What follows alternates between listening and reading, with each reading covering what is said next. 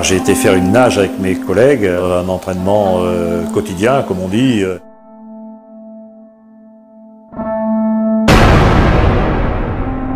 Après la nage, j'ai couru ce petit raidillon d'une centaine de mètres.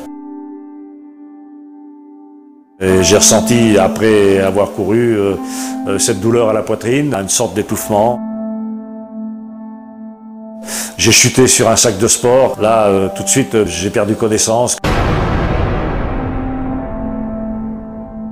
L'équipe de copains, il y en a un qui a appelé le SAMU, les autres ont commencé la RCP avec des signes de massage cardiaque. Je pense qu'ils ont beaucoup massé.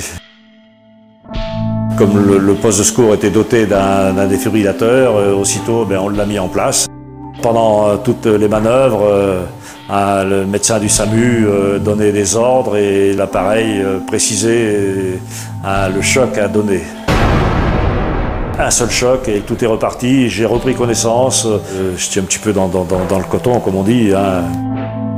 Pendant le transport dans l'ambulance, je sais que le médecin me surveillait, me posait des questions, me disait que j'allais passer un scanner. Et quand je suis arrivé à l'hôpital, c'est là que j'ai vraiment repris connaissance et là j'ai été pris en main. J'ai eu un suivi par des cardiologues qui m'ont soigné, traité. J'ai été sauveteur, j'ai été beaucoup chercher de personnes qui se noyaient, on en a réanimé beaucoup. Il faut apprendre à l'école, c'est des gestes de survie, il faut beaucoup anticiper, beaucoup faire de prévention. Michel a été sauvé de cet arrêt cardiaque il y a 4 ans. Il doit sa vie à des conditions optimales qui étaient réunies. La chaîne de survie était complète. Vous allez maintenant apprendre comment être acteur de cette chaîne de survie.